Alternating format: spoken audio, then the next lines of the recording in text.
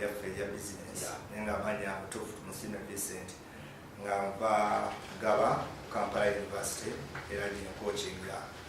omupiira gwange netusanga nenga ndi musanyufu nnyo okujja ku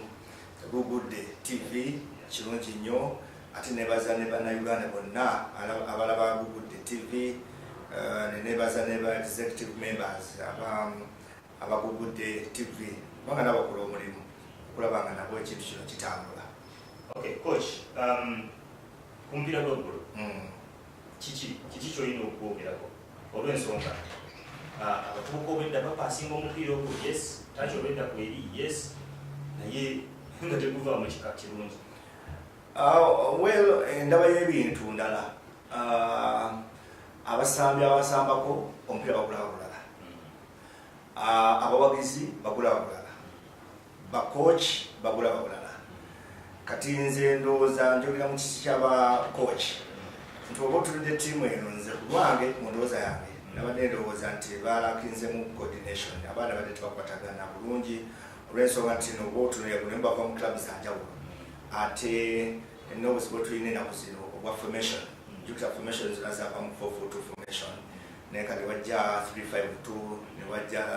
433 ate with tactical movements or different tactical movements and technical movements. So it goes back to Kubasambi and Tegeda ya concept ya technical and tactical implementation. So our Yakatemba is a Kumange Guru, Nebaza Waswa, Nabakungo, Nabali, Abadeo, not twice among the federation, Kuba and Moses Makogo. Nti Siriabu, no to be lava, no Bogambi, one about Botanic program, whatever money Sudan, but you go Tan, the case. Then it will form coordination, there was a name formation is system. Into Oturia, Jotavadi to some Sizam, Chalibat Demana, Basatu, Neye Yatu Sisang, Alumbi Sababidi, Abadi, Abadi, Widith, Nabakoma. So formation we sambu msambinga tali knowledgeable emusumbwa chuvana ni professional nti omuntu wava wano kati nga wano mugenzi Majid Musi yava wano agende France yafunamu obuzibu wano yava nga typical number 9 so nga tuwe yatuuka eri ne bamuza mu midfield yafuna obuzibu bw'amaanyi yakyatwala time okufitinga okumanyira mu kintu ekyo nze ndowooza Joe omupiira tegwabadde mubi nze naazi titikamala tubade mobile nayenze doza obo watusumbyemukko ate mu system zile empya 433 352 mu dakika 15 mwino kwangwina go either 3 oba 2 kubanga ebintu byomwino okukola mu bufunda zina kujja mangu nnyo ate nga kolo ziva mu width mpose kya kinalabyemukko kyabasajja badde bawanvu ate nga cross za waggulu so kiddayo ku musambi coach kala yinzo mutachikuulira ne naawe oyinza okumanya nti bana basajja bawanvu omupiira guno katugwise wansi magulu oba mu watu tukuleta watu oyinza okukwata oba bayinza okikola ki oba nabo kiraba nti kakati muwulithe guganye katugwise mu makati wano mu penetration nolwekyo nze ndowooza intelligence of the player kikulu nnyo mind attitude eno mukulu ey'abasambi kiddayo musambi alina naye okubeera mu formation yes okumanya nze tikinetagisa kumanya nti kati wano nyina kukola ki waki olaba naawe nogamba kino gundi ali ayiseewo kanguteekewo tikyetagisa koki olwokubanguko kyeyangamba kiri mbu aba ayiseewo toteeka wano so kiddayo mu basambi abasamba omupiira mentally kyova tugamba mentally physically balina okumanya kiki ekitegeeza nolwekyo nze jo nebaza abasambi basambye katono nnyo ako akabazeemu kyemmanyi tunaba tugenze because our roles as managers to identify the problems and then you get solution nti kati bamanager bali technical batunulidde omuzannyo bamanya nti strength ya Sudan eruwa weakness ya Sudan eruwa kati bakitegeera bagenda kuddayo waswa bosa mwekakasako kimulungi bwawo tumujjukira wano Nissan Central yali the best holding midfielder mulebe gwa mugezi Paul Haswe nolwekyo nze ndowooza nti tulaba tugenze tuzaba kusatu lwakubiri tuddamu okusamba olwa weekend bajja kuba bategedde ekyokukola nenze tactically technically it was a good game ate ne bazana abawagizi bazze kutwalisa wamu tuli abasudani balesa abawagizi ate basupportinze bannayuganda bennyini nabo basupportinze olabira ddala nti no tebaweddemu maanyi kyabadde kirungi nnyo nze kubanga nebaza abasambi ba coach n'abawagizi bannamawulire bonna babadde okutwalisa wamu. Coach, nga tuze mu buufu obwo okay kuba nze jo nalabye nga ku ssaawo at the same time twabadde tulina Stephen Mukwala nga tulina Joel Madondo nga tulina Alan Okero nga tulina Julius Poloto nga tulina Shafi Kajimu now Lawrence Okenya now okay bobo ina mu France twabadde tulina Mustafa Kiza ne Mustafa Mujuzi eyo team sure ibere no ebe Stephen Mukwala ne Joel Madondo nga muli bali ku twini awa baba lunga Shafi Kajimu Alan Okero baga basonseka tekyabadde atu ya obotunulidde nti nobe badde kwa betufasambye 433 naye ng'eri mu box wakati nti bano ab'ebweru bano babajja ne babanyega munda then bano bastrike ne babera white kibeera nti ba compact this midfield ya Uganda abadde compact nnyo kiddayo kitegeeza nti oba bajjayo eri wabweru kitegeeza kkiriza nga bwogambye ayite waawaate neno mu left full park right full park okuyitawo ne bakola ki ne bawaata kakiddayo intelligence of the player what are you supposed to do obeera nga oli mu midfield kitegeeza bateekayo ali nga yasamba ssatu kitegeeza agenda waba agenze tuba tu expectinga ki tuba tu expectinga penetration oba okulirizinga touches ebayo kati ali kyalina okukola ki kubeera na limit touches mu process mu final third woba otulina kiiza mu KCC sio satu buli ssaawa ayitawo n'awaata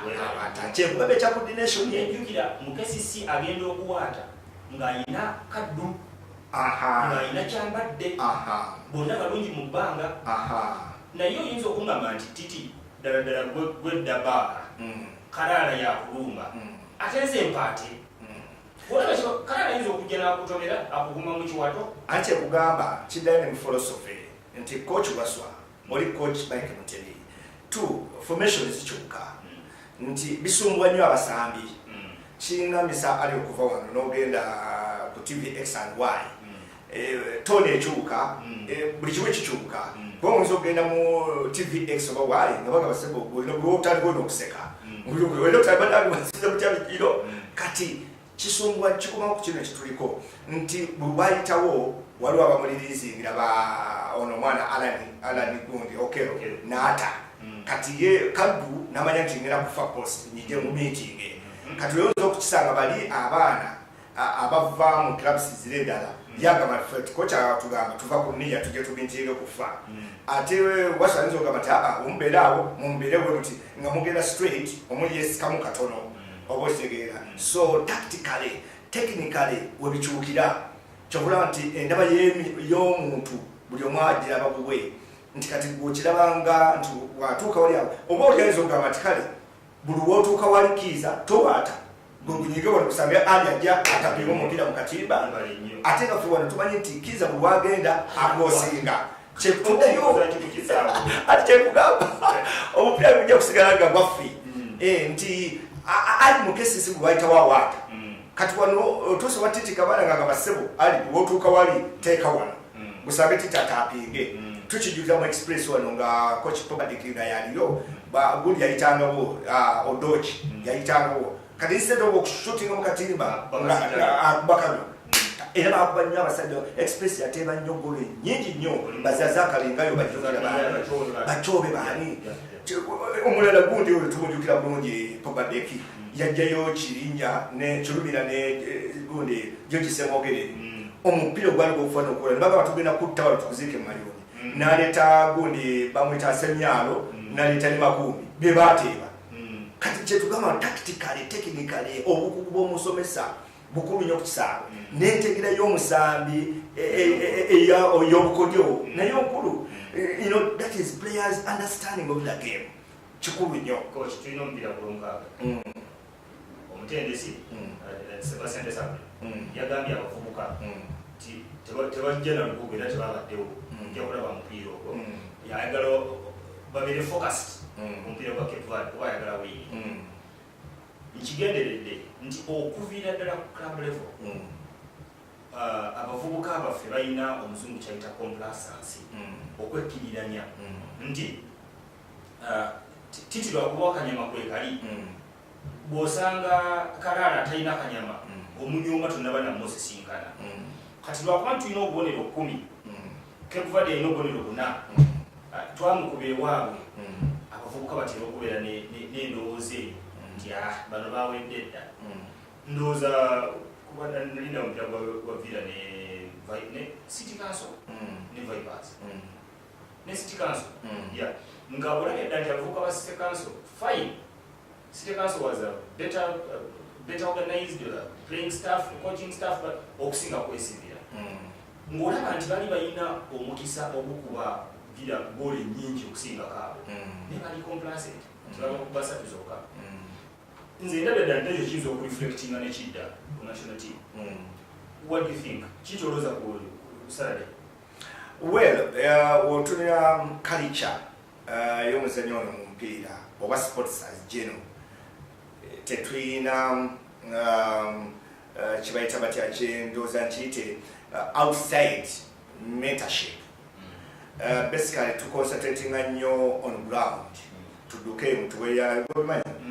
kocha twatuukanga mundukemu awo 3 mumpeeyo 3 nosanga kocha balala naleeta obuti kikwengaga omwitalo nakakasuka obutuuka nakakasuka tolina budogika nga obuti bwabuyira otegera kati obuzibu ne bujja now bakocha ebiseera sirina baforeigners bajja mu Uganda bagaba for me concentrating with the professional players. Reason being akibanyi mentally physically at least locally babira mu betting sibagamba nti babira mu betting naye kyegezako ko ye kyalowooza banywa omwenge tebawumula kimala bakazi kubanga ebisiba okutula abaana mu mizannyo bakazi mwenge n'omutawumula kimala so yajja ng'akimanyi nti ekyo weekiri naye agamba nti nodda ali wabanga ava South Africa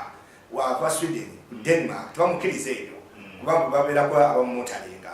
kati ono wajja nagamba nedda tufukasire ku mupiira yamanya kubanga ennaku ziweddeyo leero tulwakuna kati yamanya nti wanajja ku lwokusatu ate ajja kuddayo emabega ebibozibozi bino byaffe byetubakuwawo ajja kusanga abantu banjawulo abakuba ebibozibozi by'obufuzi abakuba ebibozibozi byalenga ebyabufuzi nti ate mwana omuntu oyo mulabi abone nti bannange nti pasita guno kati ava ku mulamwa alina okuddayo mu budde bukoze eki so nze ndowooza as manager kyeyakoze ye abenga kyekyo balina oconcentrating which is fine balina okuddayo ne baconcentrating the game ate balina okutegeera kiki kitegeeza kubanga obulabanga oguli right naye muzibu kuba tufuna wetukola draw wano wetukola weri tugenda Tanzania kuba kwafana kuona kati abantu bawulira abantu banamawulire bo bakirabanga ekyangu mukiwedde nekitala okugwa kakitegeeza nti coach yakoze fantastic gyekiri ayina okulaba nga bali focus kati nabo balikuba mutima ne bagamba oba tuganidde okugenda ku mupiira guno kakitegeeza kintu kyo si kyangu engeri gye tubanya kati abajja mu kibozi kino ekyaffe ekyebweru yene baconcentrating wa ku mupiira. Mu bufu obwo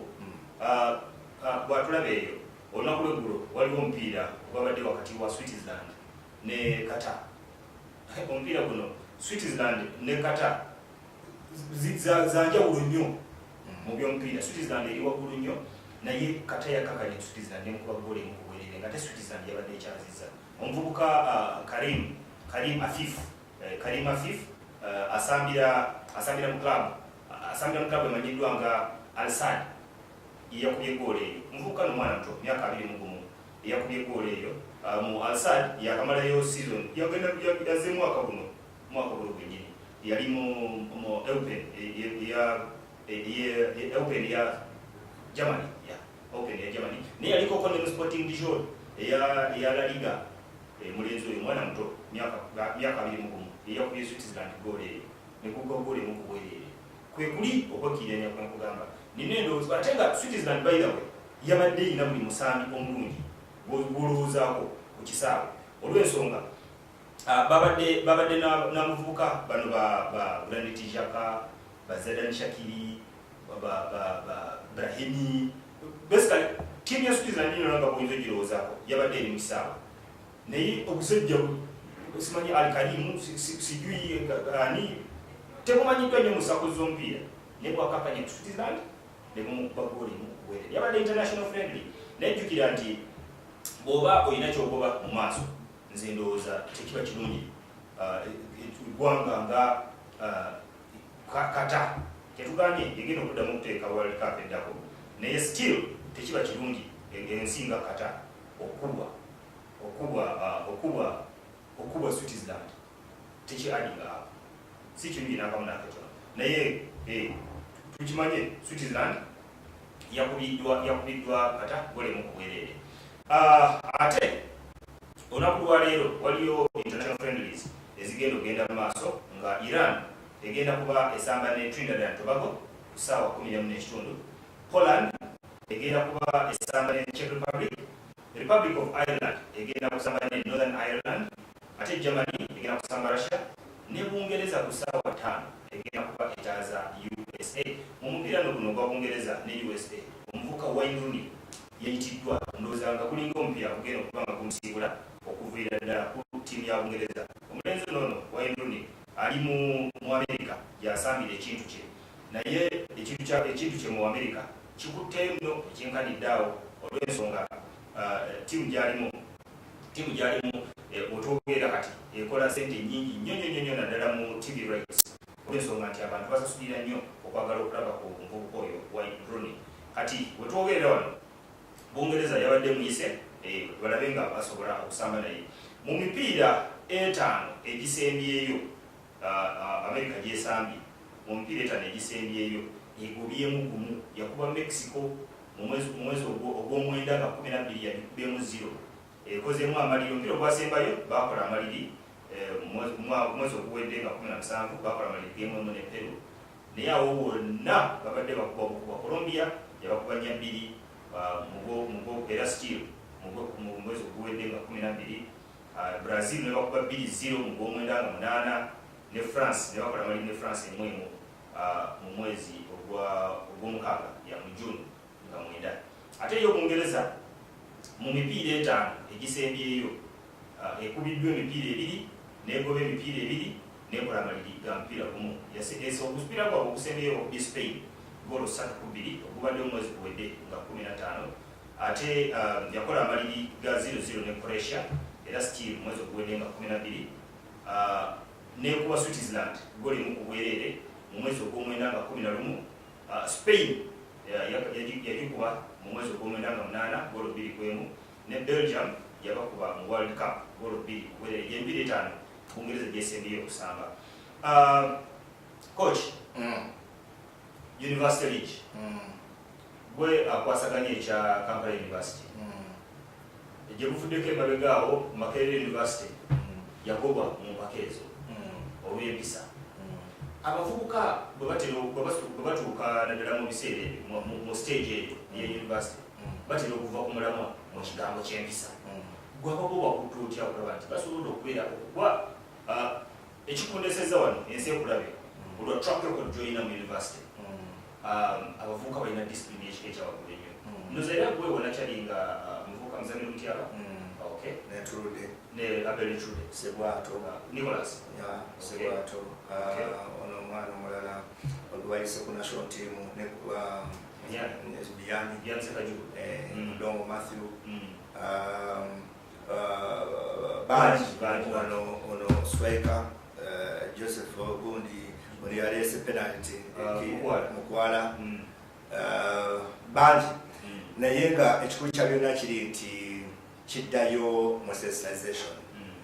Tulina kye bayita fair play otulina emipiira gyonna ne muwaddeko akuwawa waliwo akantu akasooka okujja fair play naye generally tebakateekako nnyo maaso olw'ensonga abasinga tebakatunulira nga kikulu naye ekikulu kya byonna kyekiri nti nno fair play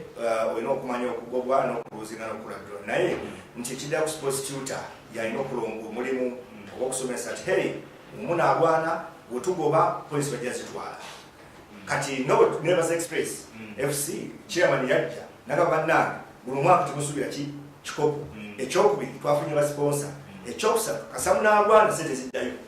era kyovola wajjo wabaddewo omupiira era kwa Vipers kubebale nnyo tebasumuludde kuwanda ddusu andabala nga byeswanta naye obiseera ebisinga obulungi bannaffe obudde tebutera kubeera kusaidi yaffe tujja funa akadde tukomyewo okititi ndoza ku lwokutaano akawungeezi tulabe nga tusobola okulandulula mu buziba ku bintu bino naddala ebya university football olw'ensonga twagala nyo tufune focus ku mupiira gw'abaana ababato nti bweguziibye omupiira gw'abaana ennaku zino mbagamba bulijjo nti sports is a business abantu bafunira nno ddala mu sports gwenawe okundaba wano sports so katugerako mulamu katono muwala bafanda tukomewo tulabe nga tusobola kumbawomba olunaku tova ku Google TV wekuumireko tovaawo katukomewo.